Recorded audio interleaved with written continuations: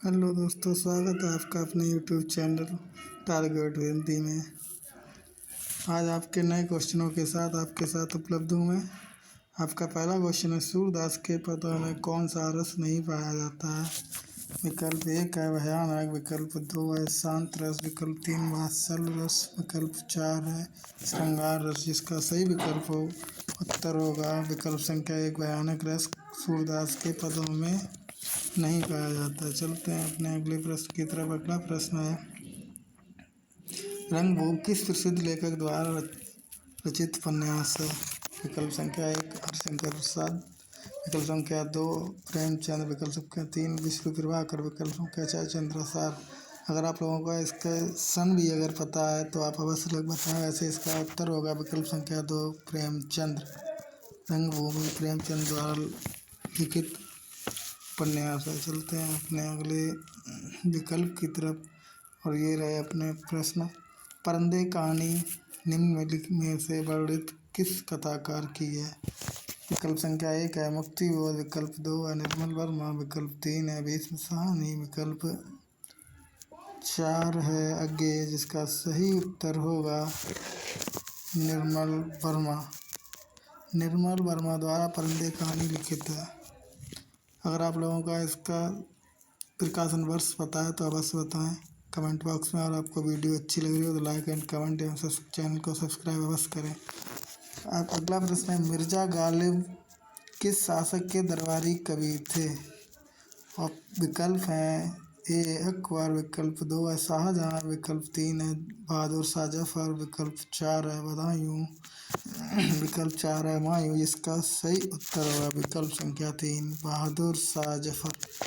मिर्जा गालिब बहादुर शाह जफर के दरबारी कवि थे।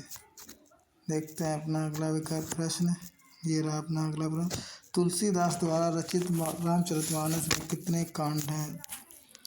आपको बताना है कि तुलसीदास द्वारा रचित रामचरितमानस में कितने कांड हैं। विकल्प एक में 5, विकल्प दो 7, विकल्प संख्या तीन 8, विकल्प संख्या चार 12 है। जिसका सही उत्तर होगा विकल्प संख्या दो 7। तुलसीदास द्वारा रचित रामचरितमानस में 7 कांड हैं।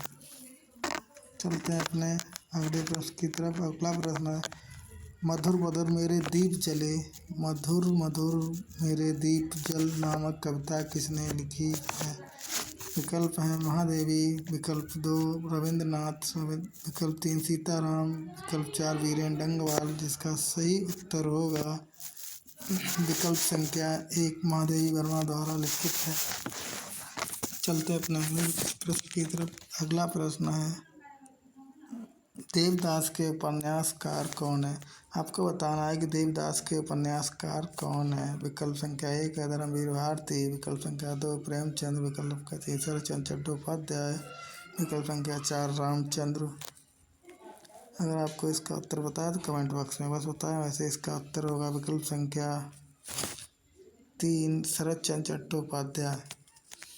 चलते हैं अपने अगले प्रश्न की तरफ। अगला प्रश्न है इस प्रकार, गांधी जी ने किस कवि को राष्ट्र कवि का सम्मान दिया था? आपको बताना है कि गांधी जी ने किस कवि को राष्ट्र कवि का सम्मान दिया था। विकल्प संख्या एक है मैथिली शरण गुप्त, विकल्प संख्या दो है जयशंकर प्रसाद, विकल्प संख्या तीन है सत्यमंथन पंत, विकल्प संख्या चार है महादेवी वर्मा। इसका सही उत्तर होगा विकल्प संख्या एक मैथिली शरण गुप्त। चलते हैं अपने अगले प्रश्न की तरफ। अगला प्रश्न है, ठेले पर हिमालय किसकी निबंध रचना है? आपको बताना है कि ठेले पर हिमालय किसकी निबंध रचना है। इसके विकल्प हैं धर्मवीर भारती, विद्यानिवास मिश्र, अज्ञेय गोविंद मिश्रा। इसका सही उत्तर होगा धर्मवीर भारती। आप लोगों को बताना है अगर आपको पता है कि ठेले पर हिमालय का प्रकाशन वर्ष क्या था। अगर आपको पता है तो कमेंट बॉक्स में बस बताएं। अपना अगला प्रश्न, कबीरा खड़ा बाजार में नाटक के रचयिता कौन है? विकल्प है सुदर्शन, विकल्प दो है गिरिराज किशोर, विकल्प तीन है गोविंद दास, विकल्प चार है भीष्म साहनी, विकल्प चार है भीष्म साहनी। जिसका सही उत्तर होगा विकल्प संख्या चार भीष्म साहनी। चलते हैं अपने अगले प्रश्न की तरफ। अगला प्रश्न है, देहाती दुनिया के लेखक कौन है? आपको बताना है देहाती दुनिया के लेखक कौन है। अगर आप लोगों को इसका प्रकाशन वर्ष अगर पता है तो अवश्य कमेंट बॉक्स में अवश्य बताएं। विकल्प संख्या 1 है प्रेमचंद, विकल्प संख्या 2 है नागार्जुन, विकल्प संख्या 3 है शिव पूजन शाह है, संख्या 4 है रूपचंद।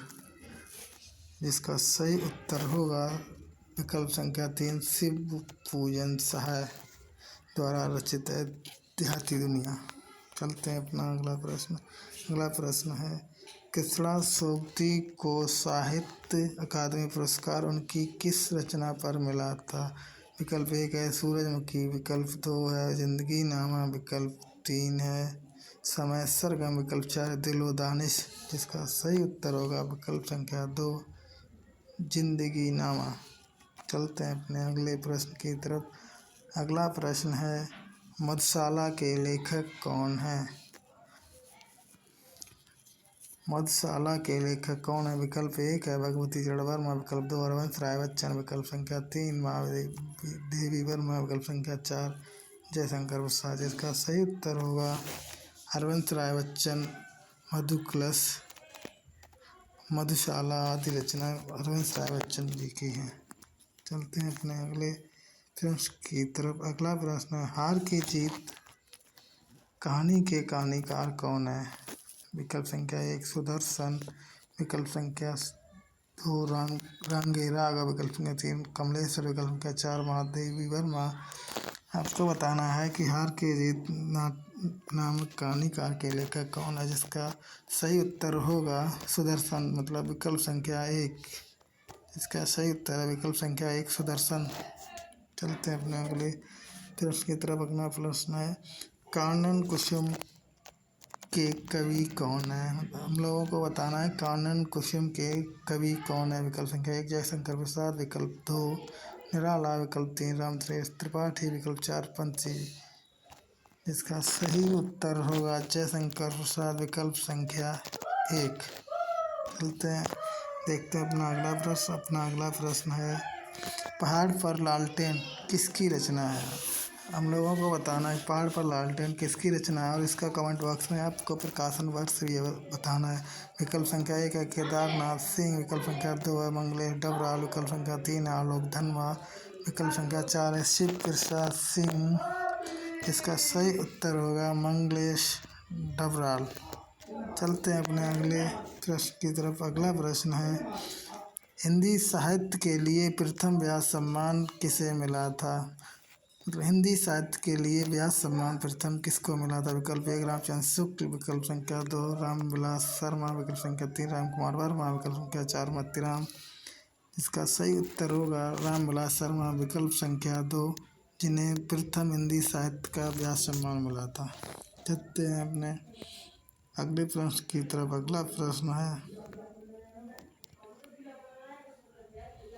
तितली किसकी रचना है? हम लोगों को बताना है तितली किसकी रचना है। ऑप्शन संख्या 1 है रामचंद्र शुक्ल, 2 है रामविलास शर्मा, 3 है जयशंकर प्रसाद, 4 है मोतीराम। जिसका सही उत्तर होगा जयशंकर प्रसाद द्वारा रचित है तितली। चलते हैं अगले प्रश्न की तरफ। अगला प्रश्न है, हिंदी साहित्य का आदिकाल किस आलोचक की कृति है? हिंदी साहित्य का आदिकाल किस आलोचक की कृति है? विकल्प संख्या 1 है रामचंद्र शुक्ल, विकल्प संख्या 2 हजारी प्रसाद द्विवेदी, विकल्प संख्या 3 गुलाब राय, विकल्प संख्या 4 सुंदर दास। जिसका सही उत्तर होगा विकल्प संख्या 2 हजारी प्रसाद। हिंदी साहित्य का आदिकाल होगा हजारी प्रसाद द्विवेदी।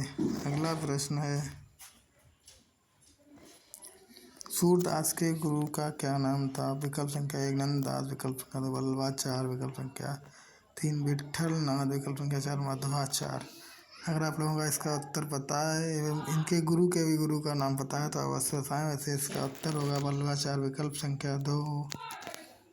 चलते हैं अगले प्रश्न की तरफ। अगला प्रश्न है, कहानी किसकी कृति है?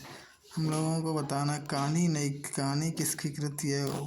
विकल्प है मधुरेश, विकल्प 2 है बच्चन सिंह, विकल्प 3 है नामवर सिंह, विकल्प 4 है डॉक्टर रघुवंश। इसका आपको आंसर बताना है। इसका सही उत्तर होगा विकल्प संख्या 3, नामवर सिंह द्वारा रचित है कहानी, नई कहानी। धन्यवाद दोस्तों। अगर आपको हमारी वीडियो अच्छी लगी हो लाइक एवं सब्सक्राइब जरूर करें और कमेंट अवश्य करें और चैनल को सब्सक्राइब करें। धन्यवाद।